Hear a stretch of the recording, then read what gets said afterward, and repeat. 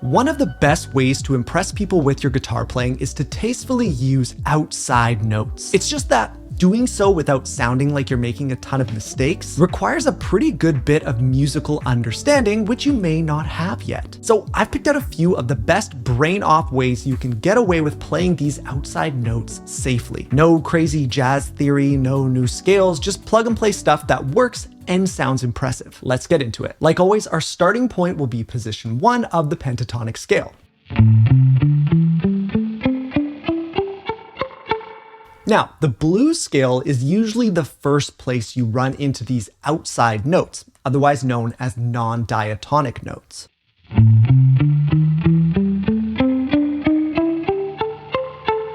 Now you can see it looks almost exactly like the minor pentatonic, except we've added these extra notes. This one here and this one here. They're the exact same note, they're just an octave apart.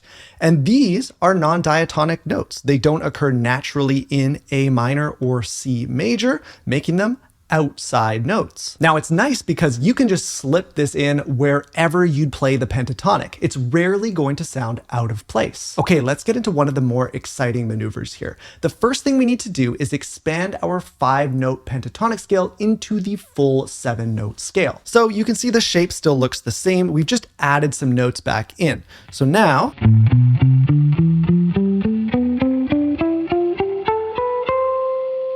we've got a full natural A minor scale or C major scale. So no outside notes yet, but we're going to add one.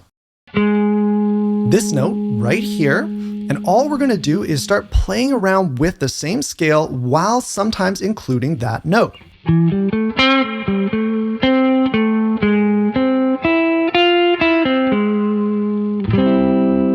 It has a really cool sound to it, right?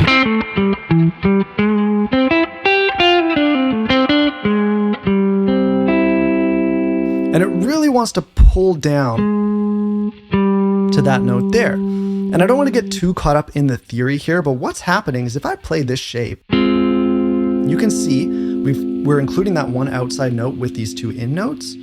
It resolves really nice down to those 3 notes, that triad right there. And what's happening is we are doing a minor 4 to a 1 movement. So we are taking a really cool chord progression. If I played like a C major to an F major, so a 1 to a 4 chord, and then I played a minor 4 back to the 1, I'm essentially doing that. So I'm going.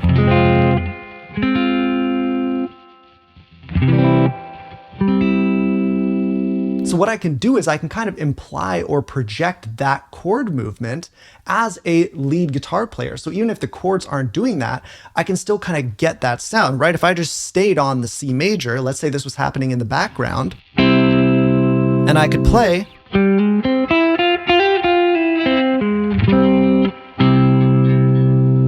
The band doesn't have to move to that minor chord necessarily. I can just imply that sound. It's going to sound a little better over some chords than others, but for the most part, you can just play around and add this into your improvs. As long as you're in the correct key, it's usually going to sound pretty good. A quick bonus tip for sounding more pro here is to make sure you're properly using effects. Things like a noise gate, compressor, overdrive, they all help mask some of the rough edges in your playing. My main sound sweetener is reverb.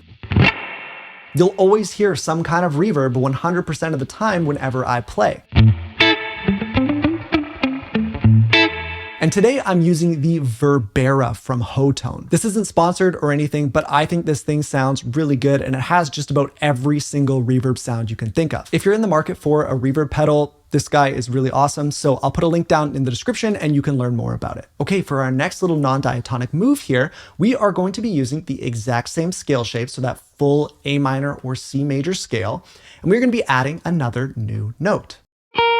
This guy right here, and this note also exists here, an octave down, and here another octave down. So there's 3 different places you can play it within this scale shape. I'm mostly using it on the highest string though, because I think it sounds really cool.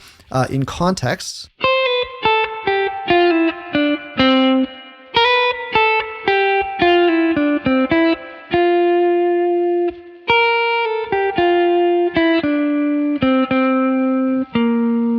now the theory here is actually pretty cool. So if I look at my C major scale, and I just count through the notes. 1, 2, 3, 4, 5, 6, 7, and then I return to the C, so the 1.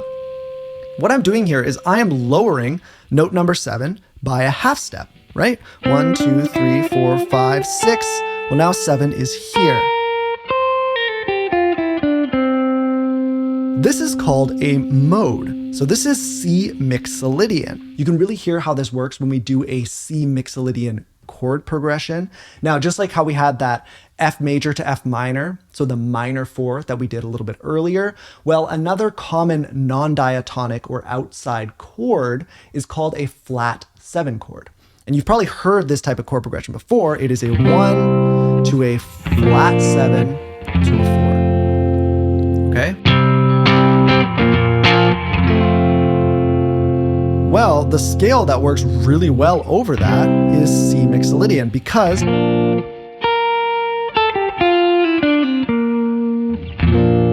it matches up with that non-diatonic chord. So it's really on the nose when you're doing that, right?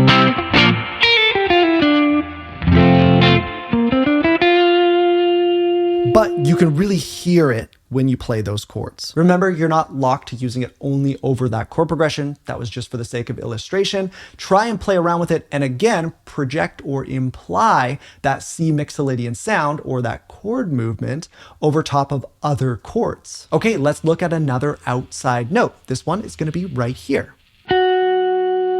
We also have that same note here, down an octave, but again, we're mostly using this one here. And in context, and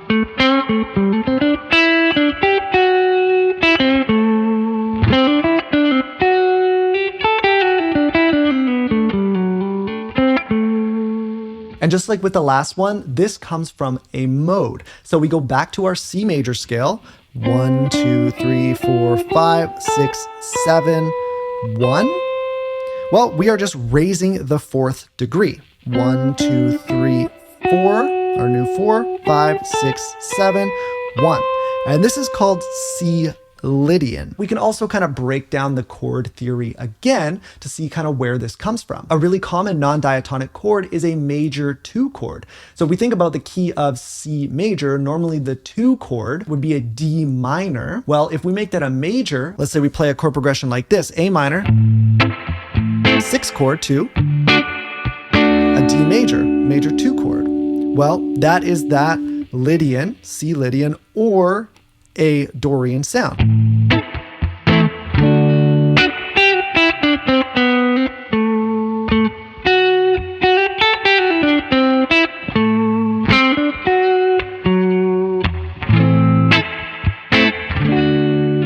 You don't need to only use it when that chord progression is there, though it does sound really cool. Just play around with it and see how it sounds when you project that sound over other chord progressions. With all of these non-diatonic notes, it really is about exploration. So take them, try them out inside the scale shape, and listen to how each one of them sounds over the track you're playing over. Sometimes you're gonna find it works really well, other times maybe not so well. And that's the whole point of this new frontier. By the way, any and all fretboard diagrams from today's lesson are available as a downloadable PDF for Patreon and YouTube channel members. You'll also find additional weekly lessons and other perks there as well. I also have full-on guitar courses if you're interested, one on playing by ear, one on soloing and improv, and one on fretboard navigation. Links to those with special YouTube discounts will also be down in the description. From here, I'd recommend you check out this lesson on how to make the pentatonic scale sound more musical without adding any more notes. It'll be a great next step for you. Thank you so much for watching, and I'll see you in the next one.